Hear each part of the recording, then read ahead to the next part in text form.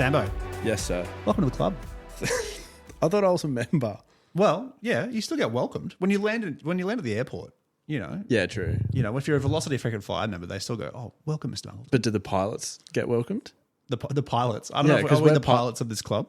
Yeah, well, I'd say we're the co-owners, aren't we? Because we created it. Oh, I'm just leasing it off a guy. Oh, okay. Just a mate of Jeff's. Yeah, yeah.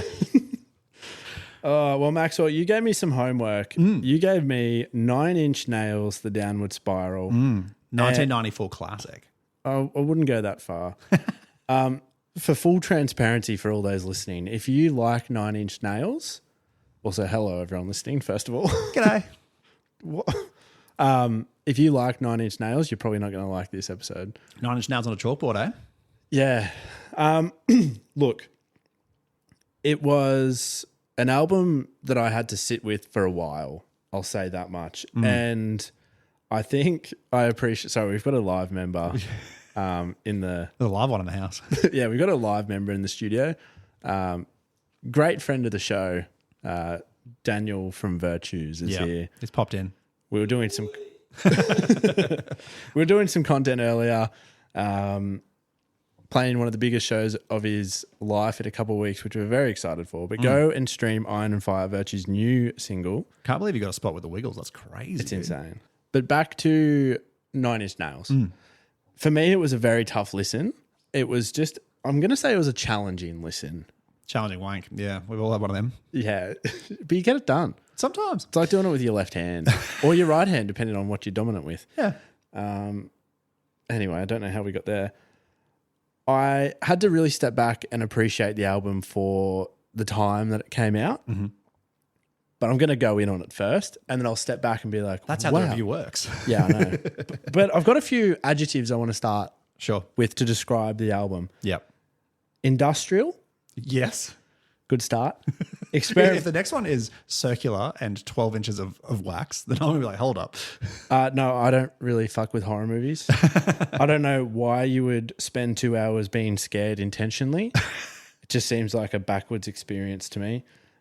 Experimental, gritty, suffocating, tension with no melody, and vocals that take themselves too seriously.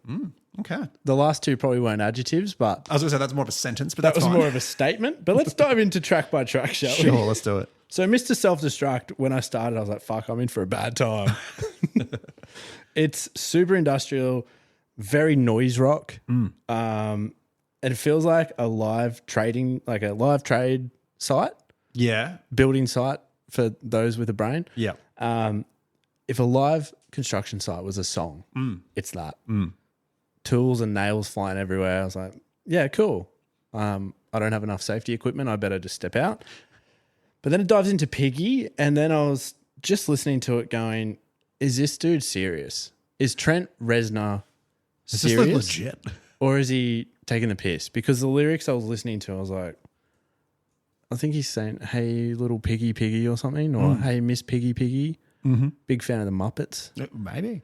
But Kermit the Frog. atmospheric, industrial, it was reminiscent of like Marilyn Manson. I don't know who came first. Either way, they both had fun. Very similar timing. They did a collab album as well, a collab song, but they're around the same time. Sounds missable. Hearsay? Here, that would be heresy. But that's okay. We've got Dan covering his mouth in shock over here.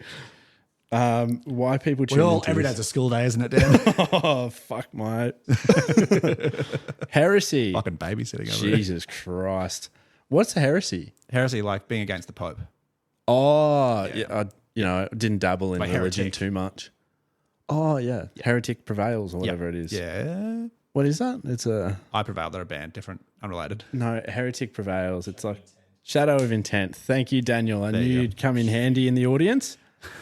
Ben Dewar. Let's talk about that. Rather than Trent Reznor. Fuck off. No, but it was more dancey. It had remnants of like vaporwave throughout. And I liked the energetic finish at the end. It actually felt a little bit more approachable than the first two. Sure. March of the Pigs, more straight up like thrashy metal, I felt.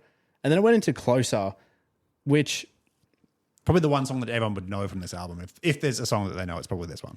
I'd say it's Hurt. Yeah, but not that version. True. Yeah, I'll get to that in a sec. The closer bass line, sexy, funky, very reminded me of like Lenny Kravitz. Yeah, yeah, sure. If you stripped out everything except the bass, you'd be like, oh, Lenny Kravitz. Greatest hits. My first album, actually. But it's so sexual. It's like in your face sexual. And it felt quite uncomfortable. Like, Yeah. put a pillow over your lap, Trent, and just calm down. Yeah.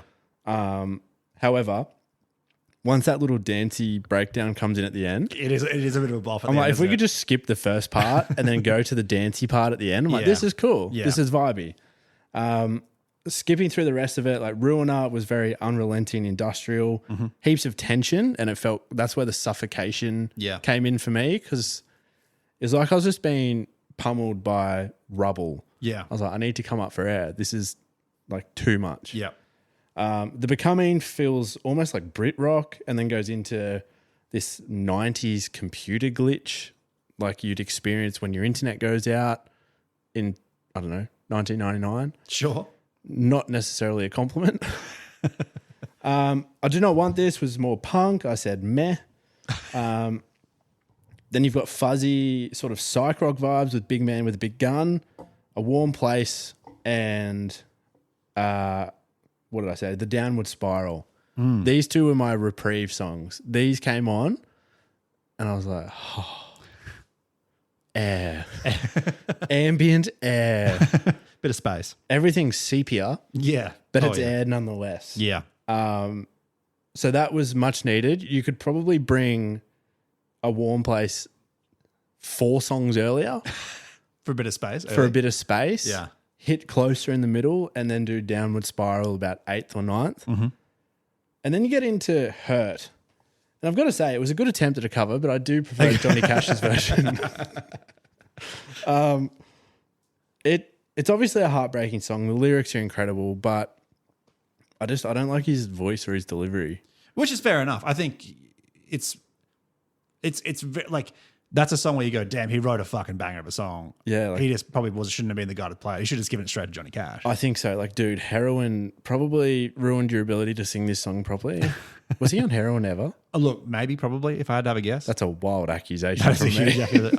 I think he might have been. I think I remember reading that one time. But Oh, cool. Trent, if you weren't, sorry. Jamie. Hey, Dan, pull that up for me. We do have Dan pulling that up. Did Trent Reznor... Yeah, do it. Put it in ChatGPT. But we were chatting off air as a little thruple, as the three amigos, as we're up on our little display. He hasn't even noticed that. No. Or he didn't. He was like, ugh. Yeah. Brother, ugh. You had a good point in that without Nine Inch Nails, a lot of modern metal doesn't exist. And it got me thinking just before we recorded that while that album is not for me and it's incredibly challenging to listen to, Yeah. at the time it would have been groundbreaking and very... it would have sort of moved the needle on where metal was at. Because before then, you think of the early 90s, late 80s, it was very hair metal. It was very sort of the early stages of Pantera, and Metallica was in full stride and all that stuff. It was more... most bands were quite... entertainment was the key. It wasn't necessarily like heavy and divisive and all that stuff. So I do think without Downward Spiral, you probably don't have Loath's new album. You probably don't have whatever new North Lane is. Yeah. I think there's a lot of Bring Me the Horizon you probably don't have. Yeah. And I think in many ways it subconsciously, like you said, subconsciously shaped modern metal in the same way that, I don't know, you'd say that every pop punk band was influenced by Green Day and Blink-182 without necessarily having to listen to them. But Yeah. I appreciate it for what it is. I just hope I never have to listen to it again. I think, and look, that's how reviews work. You know, you don't have to necessarily like a thing. I think Max is defending me to our own audience now. to lay off him, children. But I think what you're right. Like if you think where metal was in the early 90s, like this came out in 1994. If you think where metal was in the early 90s, it was big, loud guitars. Yeah. This is an album that's mostly synths, or if there is guitar, it's usually fully like affected the way that's running through. There's lots of samples in here. It's a way, you know, at the time in the 90s, it would have been like all these big metal bands being like, oh, fuck, you can put synths and sampling and dance beats and these like stuff you'd find in the nightclub into a metal album and still have it feel heavy and in like dark and fucked up.